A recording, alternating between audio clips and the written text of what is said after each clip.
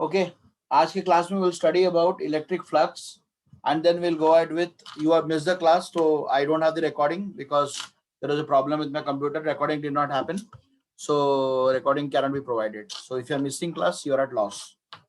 I don't think why you, what is the point of missing class when it is informed very prior.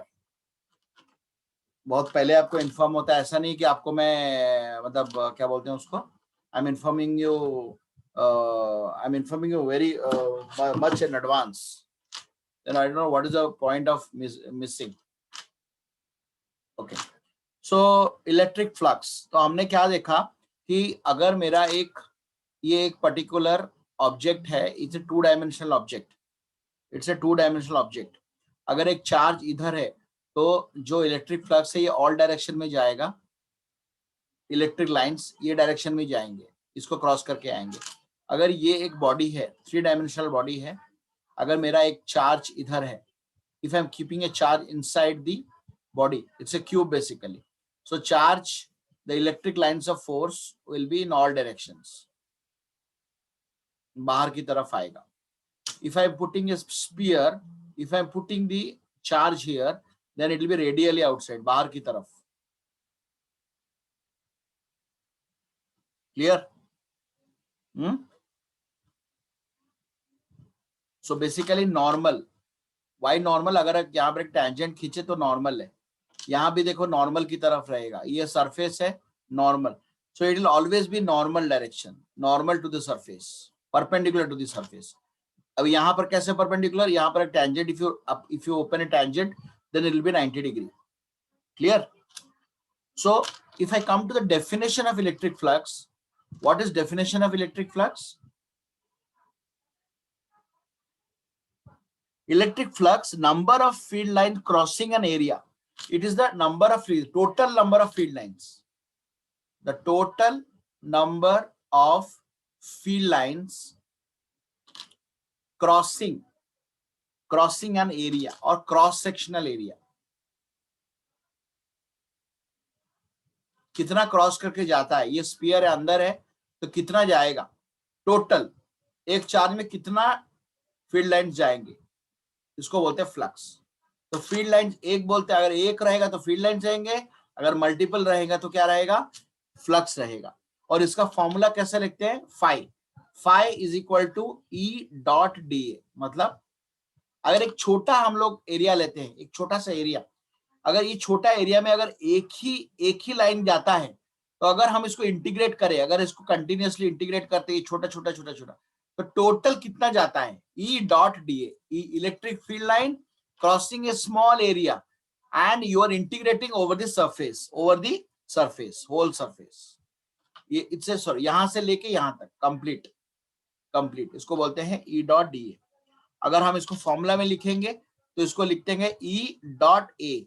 तो area क्या रहेगा, एक sphere का area क्या रहेगा, what is the area of sphere, बताओ, what is the area of sphere?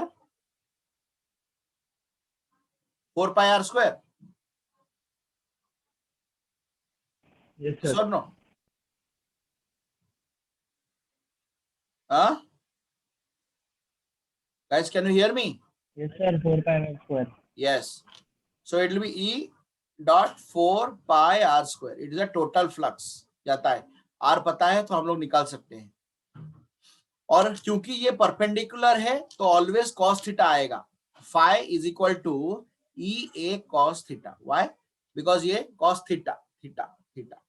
क्यों? क्योंकि एंगल है, कितना एंगल में, इट्स ए डॉट प्रोडक्ट. आपको पता है डॉट प्रोडक्ट में क्या रहता है, ऑलवेज cos थीटा आता है. क्रॉस प्रोडक्ट में क्या आता है, sin थीटा आता है.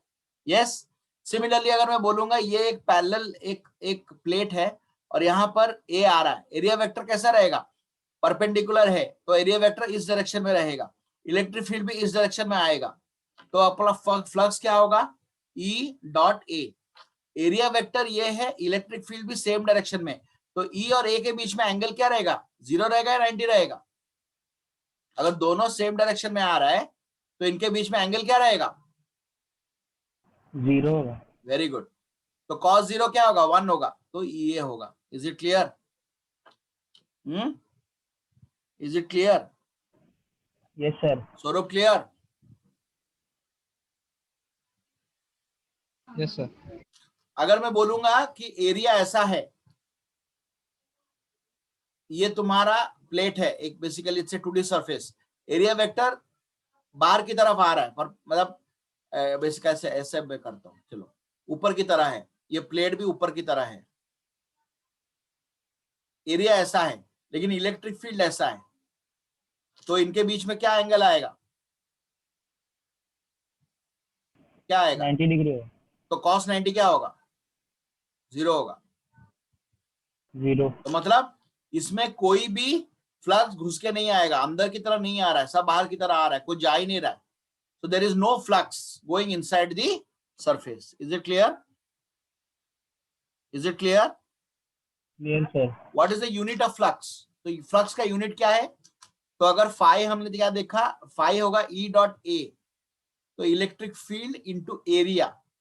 तो इलेक्ट्रिक फील्ड का क्या था, यूनिट क्या था ऋषभ? न्यूटन पर कुलुम, यस और नो? Yes, sir. तो ये हो गया न्यूटन पर कुलुम, और एरिया का क्या रहेगा? 4 पाई आर स्क्वायर, तो आर मतलब मीटर में, तो मीटर स्क्वायर, यस और no? Newton Yes, sir. Metre square by coulomb, इसका ऐसा unit. Clear? Yes, sir. Clear? What about Swaroop, is it clear? Yes, sir. एक छोटा सा प्रॉब्लम करते हैं। एक सरफेस है, एक सरफेस है,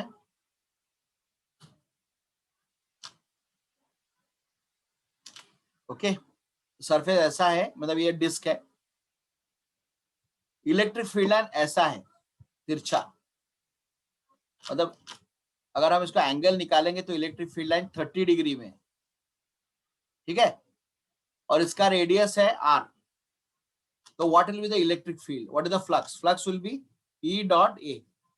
तो एरिया वेक्टर इस डायरेक्शन में है और E इस डायरेक्शन में, E और A के बीच में क्या एंगल है?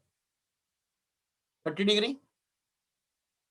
E इस तरफ है, A ऊपर की तरफ है, A और E के बीच में क्या एंगल है? क्या है? 30 डिग्री है, 30 डिग्री है ना? हाँ सर। 60 डिग्री है नहीं ना? कैसा?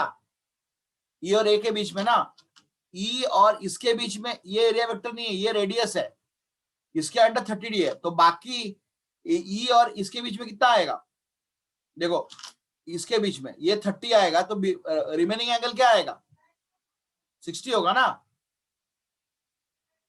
अरे E और सर इसके बीच में 30 है, तो बाकी 90 होगा, तो इसके में 90 होगा ना, तो E और E के बीच में 60 डिग्री एंगल है। E और ये E है, ये A है, हाँ सर। तो this will be E A cos 60।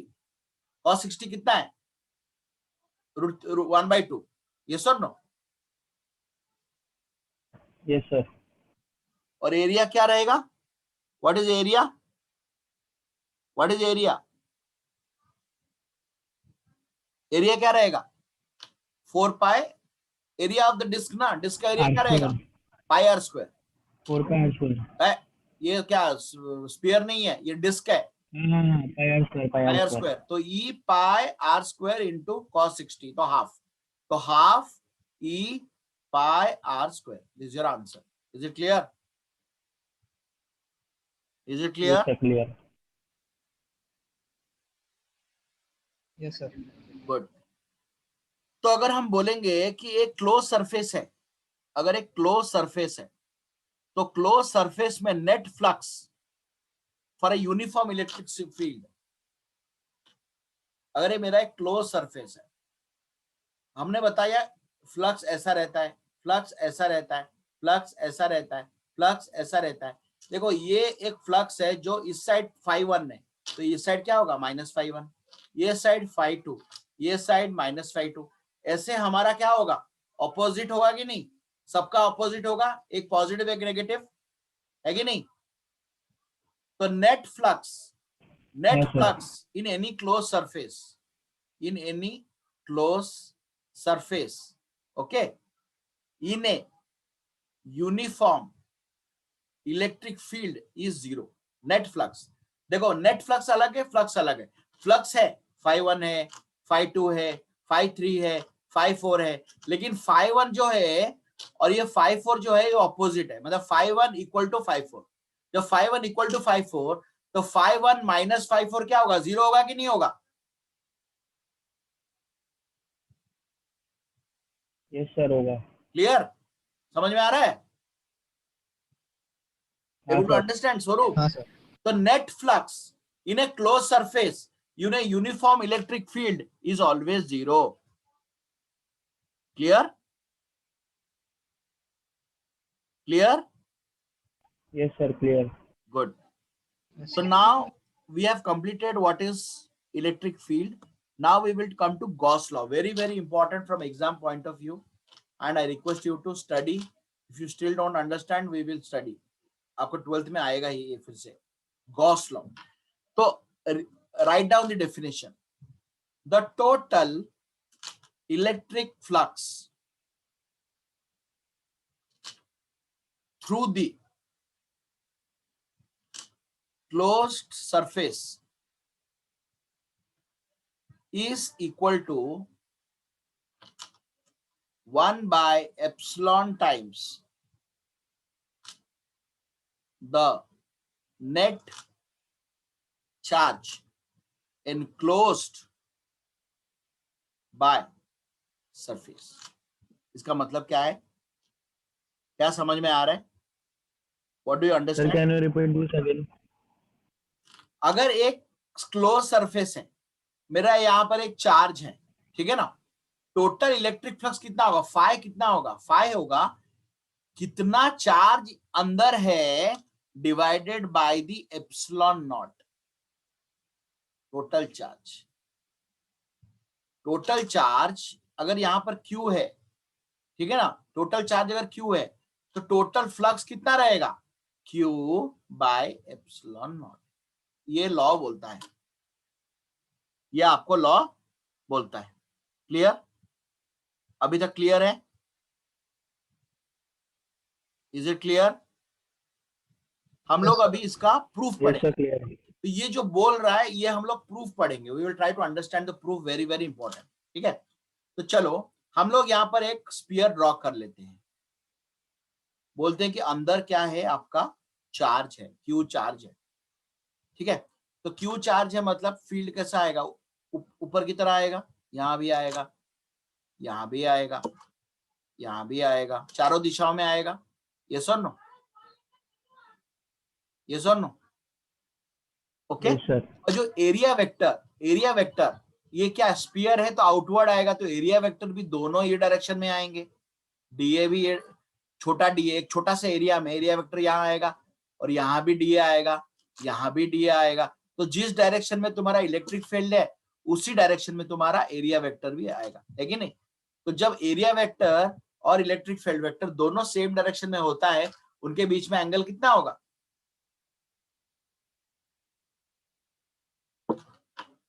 Clear? Yes और no?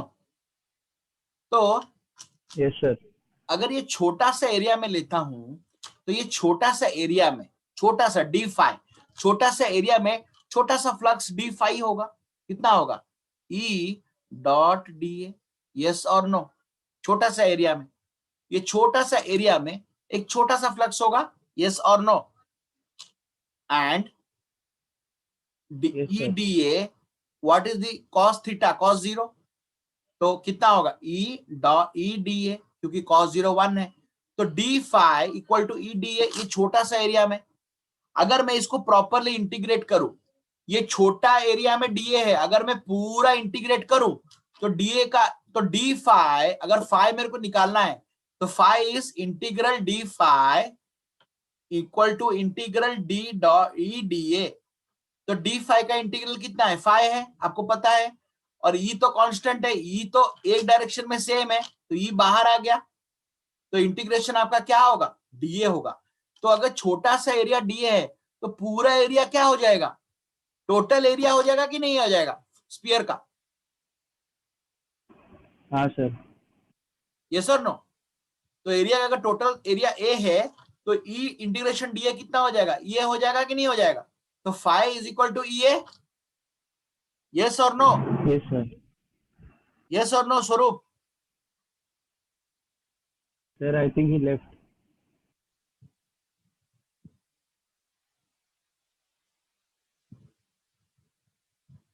Sir both of them left the class.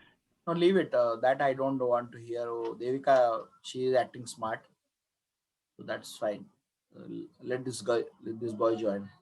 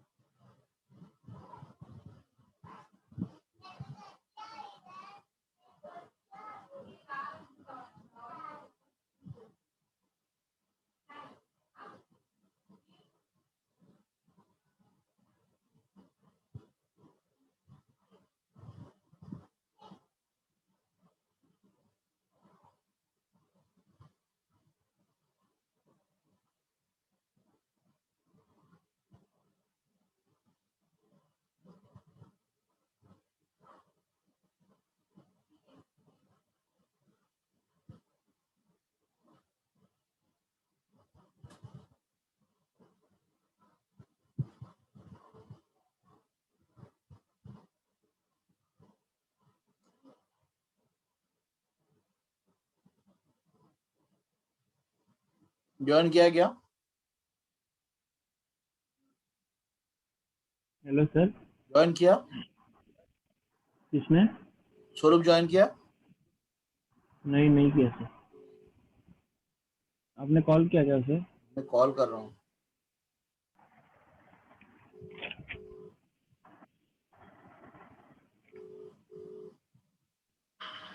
Hello क्या हो रहा? सर, नेट लैग हो रहा है सर। नेट लैग हो रहा है? बंद हो गया इसलिए लेफ्ट हो गया था। हाँ तो ज्वाइन करना. नेट बंद हो गया तो इसलिए क्लास लेफ्ट हो गया अचानक। हाँ ज्वाइन करना. कर रहा हूँ सर, 2 बार ट्राई किया तो वापस ट्राई कर रहा हूँ sir.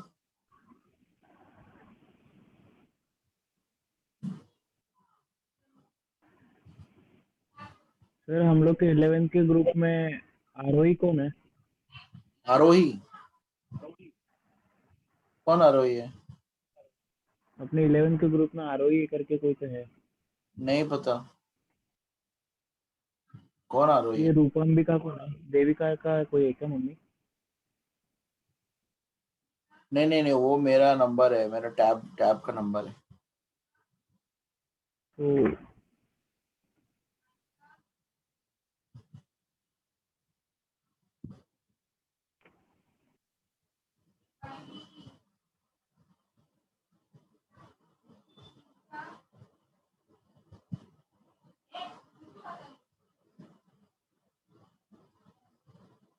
Sir, I have joined. Yeah.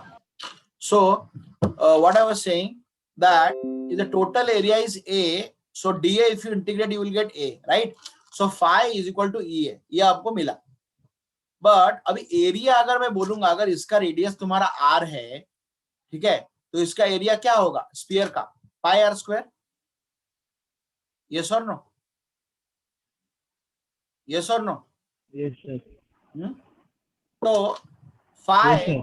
Equal to E into 4 pi r square. Yes और नो? यस और no? Yes sir. Yes, sir. Electric field क्या था तुमको याद है? एक पॉइंट चार्ज के लिए इलेक्ट्रिक फील्ड क्या था तुमको याद है? K q by are square. R square. Yes और नो? ये पॉइंट पे एक पॉइंट चार्ज है, इतने दूर में इसका इलेक्ट्रिक फील्ड क्या होगा पॉइंट चार्ज के लिए? याद करो, के क्यू बाय आर स्क्वायर था कि नहीं था? तो ई के हाँ लिए हम सर। क्या डालेंगे, k q by are square into area क्या है 4 pi r square. Is it clear? Is it clear? इससे क्लियर है। आर स्क्वायर गया, तो अभी क्या बचा, k into q into 4 pi. Yes और नो? What is k? इस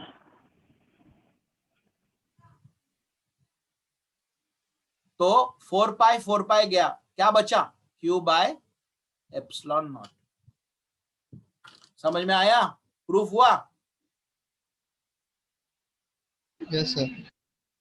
बहुत ही इंपॉर्टेंट है। Yes right sir. Down immediately, write down.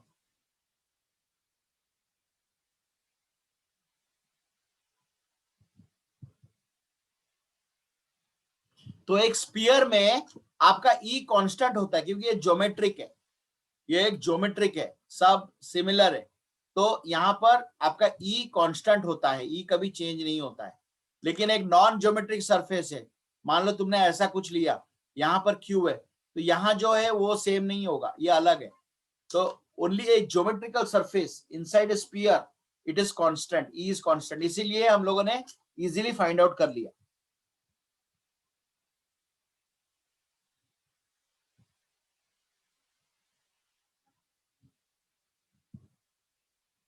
और यही आपका बुक में भी है, आप अगर देखोगे।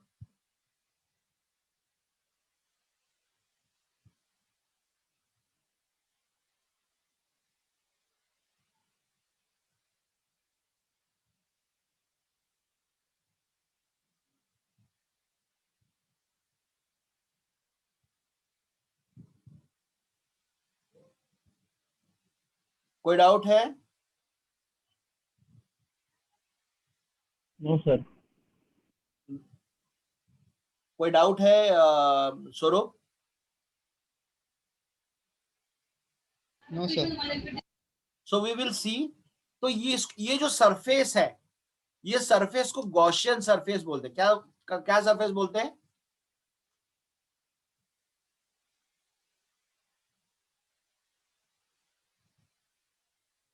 गॉसियन सरफेस बोलते हैं। गॉस लॉ एक सरफेस को जो गॉसियन सरफेस है। तो गॉसियन सरफेस का कैरेक्टरिस्टिक्स क्या होना चाहिए, क्या होना चाहिए? पहला point very important, flux. Write down, flux through a Gaussian surface is independent of shape.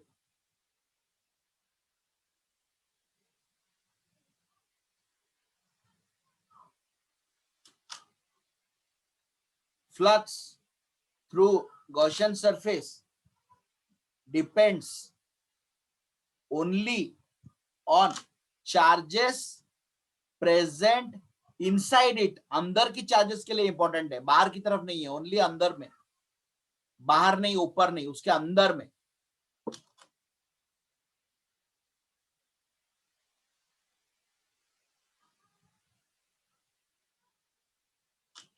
outgoing flux is always taken in positive direction.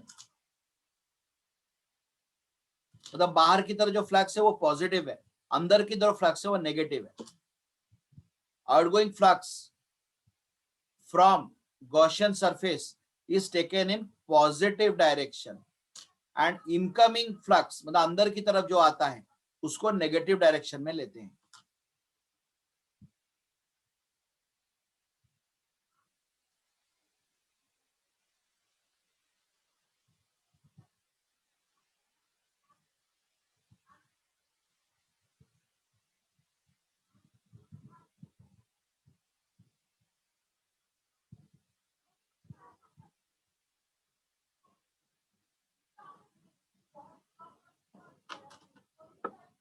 Clear?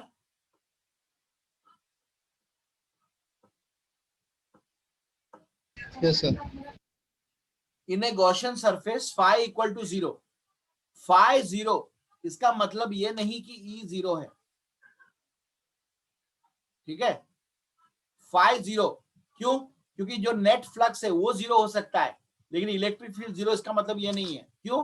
क्योंकि ये साइड में ऐसा है, ये साइड में ऐसा है, तो नेट फ्लक्स 0 हो सकता है, बट E 0 होगा कि मतलब ये नहीं है।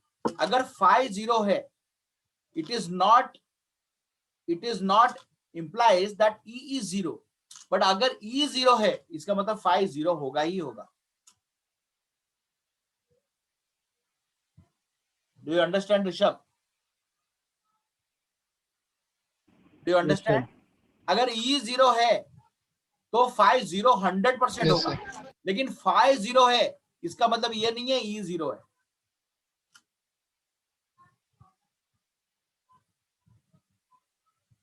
Is it clear?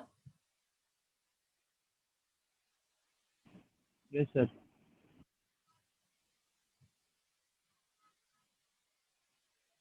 तुम्हारा एक मिनट, मैं देखता हूँ कि तुम्हारा क्वेश्चन में क्या है, गॉस लॉ में और क्या क्या है। पॉइंट 4 तो बता दिया, statement of Gauss law. So now we will go to, okay, electric dipole. We'll go to electric dipole. Okay, Gauss law में उतना ही है, और कुछ नहीं समझ में आता है you can always come back to me. मैं ज्यादा नहीं पढ़ा रहा हूँ, whatever is there in a book strictly I am teaching on that, I am not teaching anything outside. अगर आपको पढ़ना है तो अलग बात है, बट उसके लिए हमारे पास टाइम नहीं है। I am actually in hurry to finish question.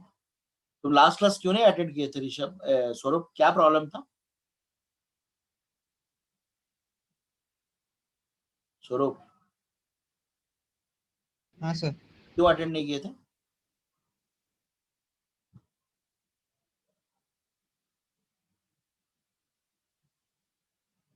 क्यों अटेंड नहीं किए थे?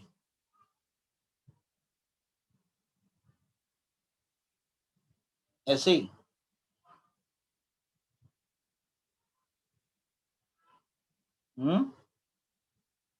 क्या हुआ, बोलो ना कुछ।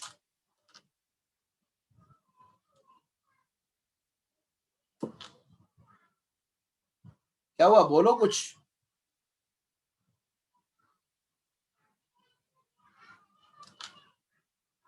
सर हाँ, अरे बोलो ना, क्या प्रॉब्लम है? मोबाइल बिजी था, मोबाइल नहीं था तुम्हारे पास? Tell me what is the reason why of not attending?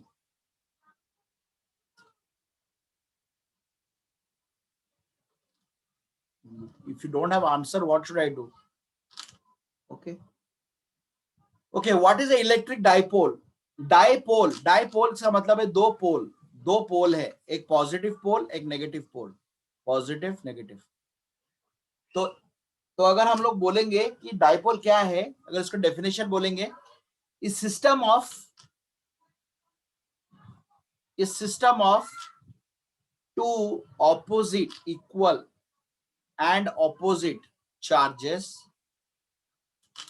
separated by a small distance is called electric dipole। मतलब एक प्लस क्यू है, एक माइनस क्यू है, दोनों अगर एक डिस्टेंस में सेपरेटेड हैं, ये सिस्टम को हम लोग एक इलेक्ट्रिक डाइपोल में बोलते हैं। क्लियर? यस और no? Is it clear? Yes sir. And it is defined as a product of magnitude of either तो इसके बीच में अगर डिस्टेंस d है, इनके बीच में अगर डिस्टेंस d है, तो ये sir P is equal to Q into d. क्या बोल रहे हो? हाँ, क्या हुआ? मैं एक्चुअली वो वापस लेफ्ट हुआ था। छोड़ो यार। P is equal to Q into d, मतलब डाइपोल मोमेंट। ये जो P है इसको हम लोग क्या बोलेंगे? Dipole moment. क्या बोलेंगे? Dipole movement. And the dipole moment nothing but the Q charge into the distance between them। याद रखो, क्यों? क्यों कोई भी चार्ज लो, क्योंकि दोनों का मैग्नीट्यूड सेम है, वैल्यू सेम है। Only thing is that it is what it is opposite. और जो डाइपोल मोमेंट है ये एक वेक्टर है, और ये किस डायरेक्शन में जाता है? फ्रॉम, अगर यहां पर प्लस क्यू है और यहां माइनस क्यू है, तो तुम्हारा माइनस टू पॉजिटिव में आपका क्या जाता है? Dipole moment. डाइपोल मोमेंट का जो डायरेक्शन है वो नेगेटिव टू पॉजिटिव जाता है, नेगेटिव टू पॉजिटिव जाता है। लेकिन तुमको याद है इलेक्ट्रिक फील्ड का पोर्शन कैसे जाता है? पॉजिटिव पॉजिटिव टू नेगेटिव जाता है। Very good, clear? कोई डाउट है अभी? Yes sir. नहीं। तो dipole moment is a vector quantity, yes it's a vector quantity, okay it's a vector quantity. And इसका यूनिट्स क्या है, क्या रहेगा बताओ? चार्ज है, चार्ज मतलब कूलम है, डी मतलब मीटर है कि नहीं? हाँ सर। तो क्या मैं बोल सकता coulomb meter? Yes, coulomb yes sir. Meter. Clear? Is it clear? Yes sir, clear. Okay, so now we will see, अगर एक डाइपोल अगर एक इलेक्ट्रिक फील्ड में रहता है, अगर एक इलेक्ट्रिक फील्ड में रहता है, ऐसा एक इलेक्ट्रिक फील्ड है, और हमने एक डाइपोल इधर रख दिया,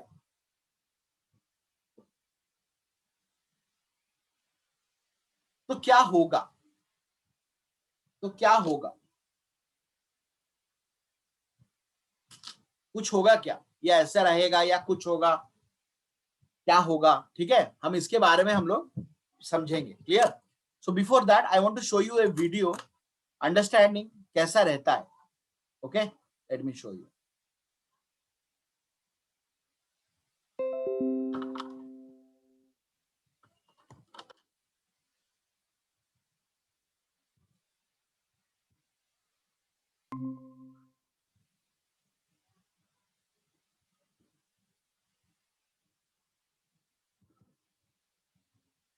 सीबीएसई का एग्जाम कैंसिल हो गया, पता है तेरे को?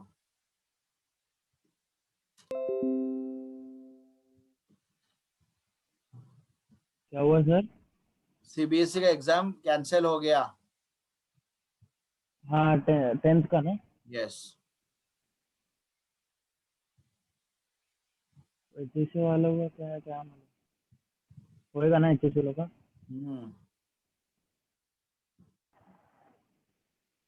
हम लोग का 11th का हो गया ना पास सर? क्या तुम्हारा 11th? हाँ, पहले देखो व्हाट इज इलेक्ट्रिक वो भी डाइपोल। ले रहे हैं। आवाज आ रहा है? हाँ sir.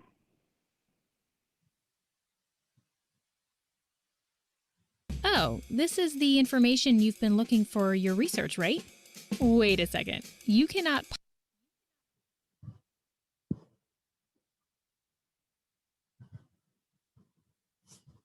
Electric dipole. Electric dipole is a pair of point charges with equal magnitude and opposite hello in sir. sign separated by a distance. हाँ, सर आपका माइक ऑफ कर दो ना, मतलब दोनों साइड से आवाज आ रहा है। आ गया। हाँ।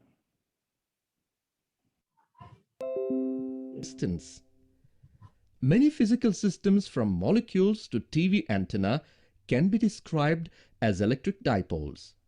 A water molecule is an example of an electric dipole.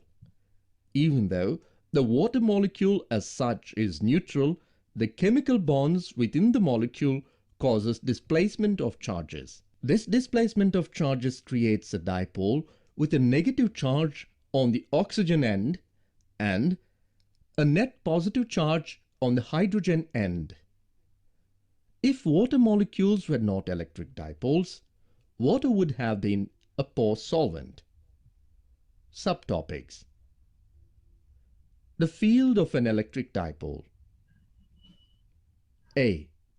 For points on axial line. B. For points on the equatorial line. The field of an electric dipole. Electric field produced by a dipole is known as dipole field. Let plus q and minus q be equal and opposite point charges separated by a small distance 2L. The strength of an electric dipole is measured by a vector quantity known as electric dipole moment, P bar, which is the product of the charge and separation between the charges, that is, P bar is equal to Q into 2L. The direction of P bar is always from negative to positive. The SI unit of dipole movement is Coulomb meter. A. For points on the axial line. The axial line of a dipole is the line passing through the positive and negative charges of the electric dipole. Consider a system of charges. ठीक है, okay मैं खाली दिखाना चाहता था कि electric dipole, मैं कल दिखा रहा इलेक्ट्रिक डाइपोल कैसा दिखता है। हम लोग इसके बारे में पूरा पढ़ेंगे कि what is axial line, what is equatorial line, ये हम लोग पढ़ेंगे। मतलब इलेक्ट्रिक डाइपोल बेसिकली ऐसा रहता है, मैंने बताया कि ये ऐसा रहता है, अगर यहाँ पर एक पॉजिटिव है और यहाँ पर एक नेगेटिव है, दोनों के बीच में डी है, वो क्या बोला 2L है, it doesn't matter, you can take 2L और you can take d, is anything. अगर इसका डिस्टेंस तुम 2L लेते हो या डी लेते हो, बहुत बुक में क्या बताया गया है, P is equal to Q into 2L। क्यों 2L क्यों लेते हैं, कुछ बुक्स 2L लेते हैं, मतलब इसके बीच में डिस्टेंस जो है, मतलब यहाँ पर L है और यहाँ से L है तो टोटल 2L है। कोई बुक ऐसा दिखता है, हम लोग बोलते हैं P is equal to QD, QD मतलब total distance between them is D, तो कुछ भी आप ले सकते हो। और इनके बीच में क्या फील्ड आएगा, मैंने क्या बोला, ये पॉजिटिव है ये नेगेटिव है, तो कैसे होगा, पॉजिटिव से नेगेटिव हो जाता है, पॉजिटिव से नेगेटिव हो जाता है, यस और नो, ये हमने दिखाया था। ये आपका इलेक्ट्रिक फील्ड है।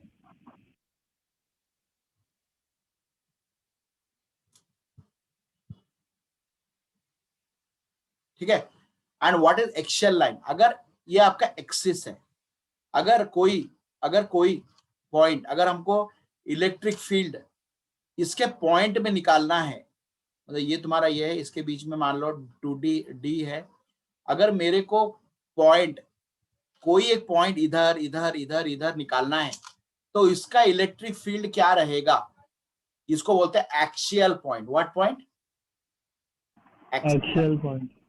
अगर यहां पर निकालना है, यहां निकालना है, तो ये क्या हुआ, इक्वेटोरियल पॉइंट। क्या, इक्वेटोरियल पॉइंट, एक ये है। तो इसका हम लोग डेरिवेशन सीखेंगे, और एक सीखेंगे डेरिवेशन कि अगर कहीं भी पॉइंट है, यहां हो यहां हो यहां हो यहां हो, एनी पॉइंट, तो इलेक्ट्रिक फील्ड कैसा होगा, कैसे निकालेंगे। कोई भी इलेक्ट्रिक फील्ड डाइपोल दिया है, और ये डाइपोल से जो इलेक्ट्रिक फील्ड जनरेट होगा, अगर कोई भी यहाँ एक पॉइंट है, तो यहाँ पर कितना इलेक्ट्रिक फील्ड होगा ये डाइपोल के यहाँ के लिए, तो हम लोग ये भी पढ़ेंगे। ये 3 डेरिवेशन हम नेक्स्ट क्लास में करेंगे, which is very very important. ठीक है, हम लोग नेक्स्ट क्लास में, क्लियर, नेक्स्ट क्लास सैटरडे को रहेगा, सैटरडे को सेम टाइम 8 to 9। एग्जाम था ना फ्राइडे को, कौन सा एग्जाम आपने पोस्टपोन किया ना? हाँ, एग्जाम तो रहेगा, वो एग्जाम तो मैं दे दूंगा, वो एग्जाम के पहले क्लास रहेगा। फ्राइडे को एग्जाम है ना, सैटरडे को क्लास है। अच्छा ठीक है सर, चल एंजॉय।